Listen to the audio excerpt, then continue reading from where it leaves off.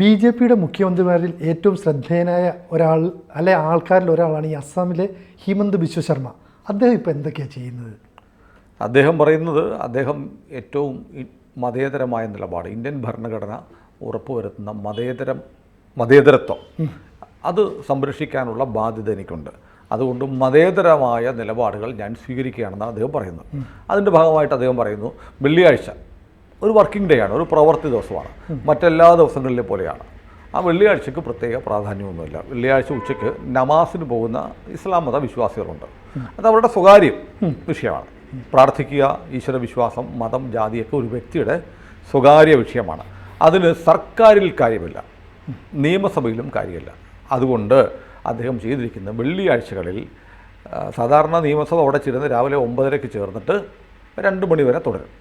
വെള്ളിയാഴ്ചകളിൽ മാത്രം 11:30 മുതൽ 1 മണി വരെ സഭ നിർത്തിവെക്കുമായിരുന്നു. എന്നിട്ട് മുസ്ലിം വിഭാഗത്തിൽപ്പെട്ട MLA-മാർ നമാസിന് നിസ്കരിക്കാൻ, പ്രാർത്ഥിക്കാൻ, അങ്ങനെയൊക്കെ പറയാമല്ലോ, 11:30 മുതൽ 1 മണി വരെ നിർത്തിവെക്കുമായിരുന്നു. അപ്പോൾ കേരളത്തിൽ എങ്ങനെയാണ്? വെള്ളിയാഴ്ച ഉച്ച കഴിഞ്ഞ് സഭയില്ല. കേരളത്തിൽ എങ്ങനെയാണ്? കേരളത്തിൽ സ്കൂളുകളിലുണ്ട്. ആ സമയത്ത് സ്കൂളുകളിൽ 2 മണിക്കൂർ ഇടവേള കൊടുക്കുന്നുണ്ട്. നമ്മുടെ നിയമസഭാ സമ്മേളനം വെള്ളിയാഴ്ചകളിൽ വെട്ടിച്ചുരുക്കാനായിട്ട് തീരുമാനം വന്നു. അങ്ങനെ ചെയ്യുമ്പോഴാണ് 1937 മുതൽ ആസാമിൽ ഇങ്ങനെയാണ്. ആ 37 മുസ്ലിം ലീഗ് നേതാവായിരുന്ന സയ്യിദ് സാദുള്ളയാണ് ബ്രിട്ടീഷുകാർ ഭരിക്കുന്ന കാലത്ത് മുതൽ ആസാമിൽ സർക്കാരിൻ്റെ പരിപാടികൾക്ക് നിയമനിർമ്മാണ സഭ ഉൾപ്പെടെയുള്ളതൊക്കെ എന്ത് ചെയ്യണം, 11:30 നിർത്തിവെക്കും. നമാസിന് പോയിട്ട് വരാനുള്ള സൗകര്യം കൊടുക്കുമായിരുന്നു.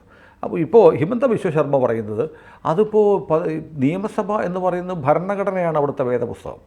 പാർലമെൻറ്റിലും നിയമസഭകൾക്കും സർക്കാരിനും ഒരു വേദപുസ്തകം ഉണ്ടെങ്കിൽ അത് ഭരണഘടനയാണ്.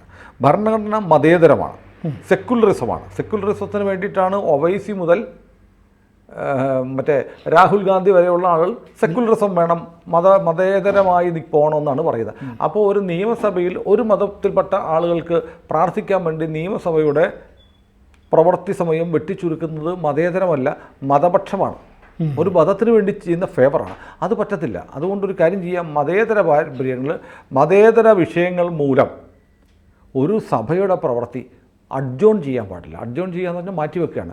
അപ്പോൾ ആലോചിക്കൂ, നിയമസഭ അല്ലെങ്കിൽ പാർലമെൻറ്റൊക്കെ ചർച്ച ചെയ്യുന്ന ആ രാജ്യത്തെ ജനങ്ങളുമായി ബന്ധപ്പെട്ട വിഷയങ്ങൾ ചർച്ച ചെയ്യുന്നു. അതിൽ നിയമനിർമ്മാണം നടത്തുന്ന ലോ മേക്കിംഗ് ബോഡീസാണ് അസംബ്ലീസും പാർലമെൻറ്റും. അപ്പോൾ അവിടെ ഒരു മതത്തിൻ്റെ വിഷയവുമായി ബന്ധപ്പെട്ട് അത് 2 മണിക്കൂർ ചുരുക്കി കളയുക എന്ന് പറഞ്ഞാൽ അത് ആ മതത്തിൽപ്പെടാത്ത ഭൂരിപക്ഷം ആളുകൾക്കും വേണ്ടിയുള്ള സമയമാണ് പോകുന്നത്. അതുകൊണ്ട് ഭരണഘടന അങ്ങനെ പറയുന്നില്ല. ഭരണഘടന എല്ലാം മതനിരപേക്ഷമായി സെക്കുലറായിട്ട് കാണണം. അപ്പോൾ ഒരു മതത്തിന് വേണ്ടിയിട്ട് മാത്രം ഇത്തരം ഒരു ഫേവർ ചെയ്യുന്നത് ഭരണഘടനാ വിരുദ്ധമാണെന്നാണ് ഹിമന്ത പറയുന്നത്. രണ്ടാമത് അദ്ദേഹം പറയുന്നത് ഇത് ബ്രിട്ടീഷുകാരുണ്ടാക്കിയ സംവിധാനമാണ്. അപ്പോൾ നമ്മൾ ഈ കൊളോണിയൽ അടിമത്തത്തിൻ്റെ ഭാഗമായി നമ്മുടെ മേൽ അടിച്ചേൽപ്പിച്ച എല്ലാ അഴുക്കുകളെയും നമ്മൾ കളയണം. മനസ്സിലായില്ലേ? അതുകൊണ്ട് ഈ ബ്രിട്ടീഷുകാരനെ ഏൽപ്പിച്ച ഈ സിസ്റ്റം ഇവിടെ വേണ്ട. ഇങ്ങനെയാണ് ഹിമന്ത പറയുന്നത്. ഇനി ഏറ്റവും രസകരമായ സംഭവം എന്ന് വെച്ചാൽ ആസാം അസംബ്ലിയിൽ AIUDF എന്ന് പറയുന്ന ഒരു കക്ഷിയുണ്ട്. അതിൻ്റെ MLA ആയ അനിറുൾ ഇസ്ലാം എന്ന് പറയുന്ന ഒരാളാണ് ഈ പ്രമേയം അവതരിപ്പിച്ചത്. അതായത് മതേതരമായിട്ട് പോകണം, മതപക്ഷമായിട്ടുള്ള നടപടികൾ അസംബ്ലിയിൽ വേണ്ട. അതുകൊണ്ട് അസംബ്ലിയിൽ ഇപ്പോൾ 11:30 നിർത്തിവെച്ചിട്ട് വെള്ളിയാഴ്ചകളിൽ നമാസിനുള്ള സൗകര്യം കൊടുക്കുന്നത് ഭരണഘടന പറയുന്ന എല്ലാ മതങ്ങളെയും ഒരുപോലെ കാണുന്ന അതിനെതിരാണ് എന്ന് പറഞ്ഞ് ഈ പറഞ്ഞ അമിനുൾ ഇസ്ലാമാണ് പ്രമേയം അവതരിപ്പിച്ചത്. പ്രമേയം അവതരിപ്പിച്ചപ്പോൾ ഏറ്റവും രസകരമായ കാര്യം അടുത്തതാണ്. അവിടെയുള്ള അസംബ്ലിയിലെ മുഴുവൻ പേരും ഏകകണ്ഠമായി പാസ്സാക്കി. BJPക്കാർ മാത്രമല്ല, എല്ലാവരും കൂടി ചേർന്ന് പാസ്സാക്കി. അവതരിപ്പിച്ചത് മുസ്ലിം, പാസ്സാക്കിയത് എല്ലാവരും കൂടി. കോൺഗ്രസിനും അവിടെ MLA-മാരുണ്ട്. CPM-നുണ്ടോ എന്ന് എനിക്കറിയില്ല. ഉണ്ടോ? കാണുമോ? അറിയില്ല. നമ്മളെന്തിനാ പറയുന്നത്, ഇല്ലാത്ത ആളുകൾ കളിയാക്കണ്ട. അപ്പോൾ ഏതായാലും ആ പാർലമെൻ്റ് അല്ലേ എപ്പോഴും പാർലമെൻറ്റ് എന്ന് വായിൽ വരുന്നു. അസംബ്ലിയിലെ നിയമസഭയിലെ മുഴുവൻ പേരും ചേർന്ന് പാസ്സാക്കി. എല്ലാവർക്കും അതിനോട് യോജിപ്പാണ്. അപ്പോൾ ശരിക്കും അതിനകത്ത് BJPയുടെ ഒരു ഹിന്ദുത്വ അജണ്ട ഒളിച്ചു കിടന്നെന്ന് പറയാൻ പറ്റില്ല. അവിടുത്തെ കോൺഗ്രസ് എതിർത്തിട്ടില്ല. അവതരിപ്പിച്ച ആൾ ഒരു മുസ്ലിമാണ്, മുസ്ലിം പാർട്ടിയുടെ ആളാണ്.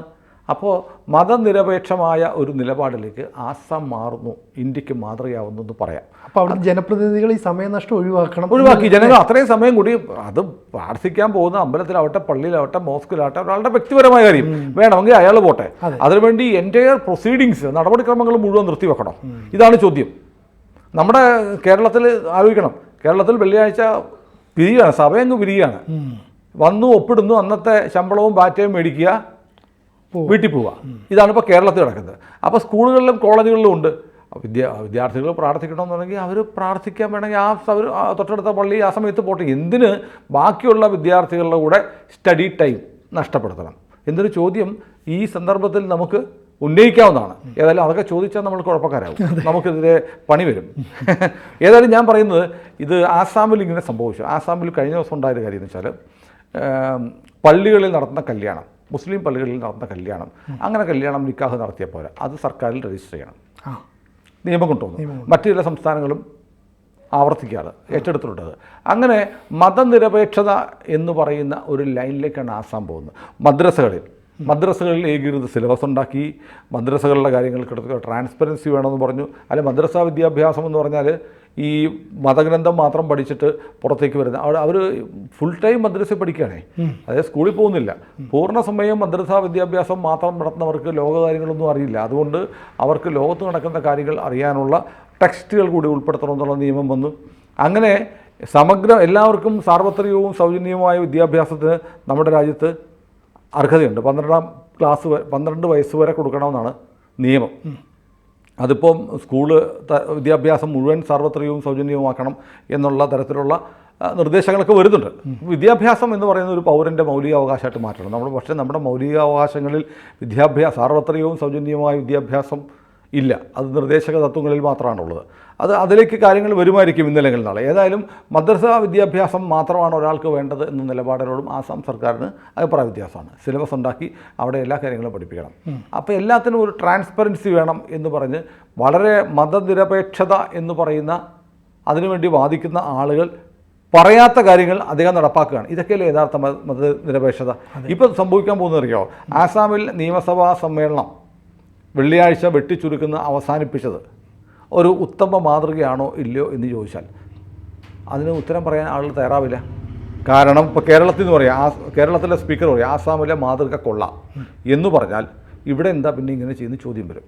അപ്പോൾ ഇത് മിണ്ടാൻ പറ്റാത്ത ഒരു വലിയ പ്രശ്നമാണ്. പക്ഷേ ഇതൊരു യഥാർത്ഥ മാതൃക. അപ്പോൾ എനിക്ക് തോന്നുന്നത് ഇന്ത്യയിലെ മുഖ്യമന്ത്രിമാരിൽ ഏറ്റവും ഡൈനാമിക്കായിട്ടും ഭരണഘടന അനുശാസിക്കുന്ന തരത്തിലുള്ള അതിശക്തമായ നിലപാടുകളെടുത്ത് നീങ്ങുന്ന ആൾ ഹിമന്ത ബിശ്വയാണ്. നമ്മൾ യോഗിയെ കാണുന്നുണ്ട്, പക്ഷേ യു പിയിൽ നിന്ന് പോലും കേൾക്കാത്ത ചില പ്രതികരണം, വളരെ ശക്തമായ പ്രതികരണങ്ങളും വരുന്നുണ്ട്.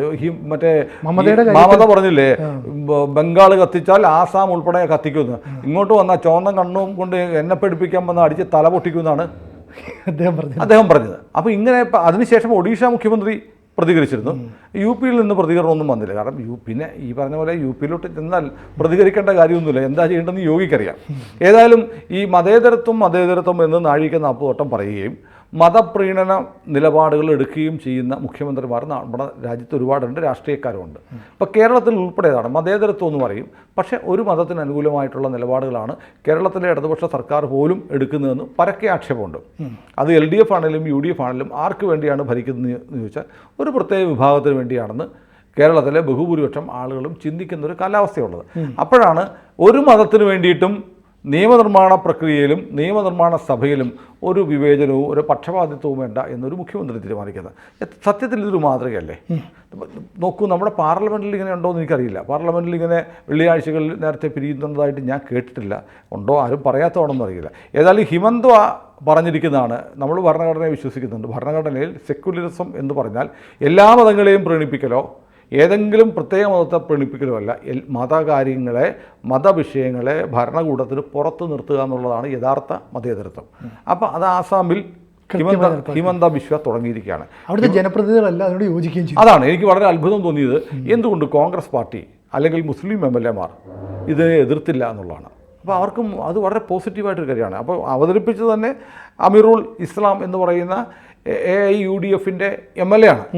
അപ്പോൾ വളരെ പോസിറ്റീവായിട്ട് അവർക്ക് പോലും കൺവിൻസ്ഡായി. നമ്മളെന്തിനാണ്, നമ്മൾ പ്രാർത്ഥിക്കാൻ പോകണമെങ്കിൽ നമ്മളങ്ങ് പോയാൽ പോരെ, നമുക്ക് ആ സമയം ക്രിയാത്മകമായി.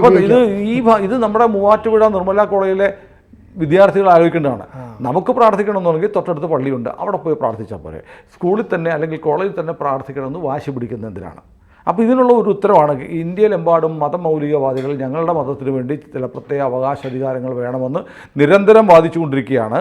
ആസാമിൽ ഹിമന്ത ബിശ്വ എന്ന് പറയുന്ന ഒരു മുഖ്യമന്ത്രിയുടെ കീഴിൽ അല്ലെങ്കിൽ അദ്ദേഹത്തിൻ്റെ നേതൃത്വത്തിൽ സകലരും ചേർന്ന് നിയമനിർമ്മാണ പ്രക്രിയയിൽ നിയമസഭയിൽ മതപരമായ ഇടപെടലുകൾ വേണ്ട, അതുകൊണ്ട് വെള്ളിയാഴ്ച ഒരു സാധാരണ ദിനം പോലെയാണ് ആസാമിൽ എന്ന് പ്രഖ്യാപിച്ചത്. വളരെ പോസിറ്റീവായ കാര്യമാണ്, വളരെ അഭിനന്ദനാർഹമാണ്. ഇതാണ് യഥാർത്ഥ മതേതരത്വം. കൂടുതൽ വാർത്തകളും വിശേഷങ്ങളും നിങ്ങളിലേക്ക് എത്താൻ ABC മലയാളം സബ്സ്ക്രൈബ് ചെയ്യുക, ബെൽ ബട്ടണും അമർത്തുക.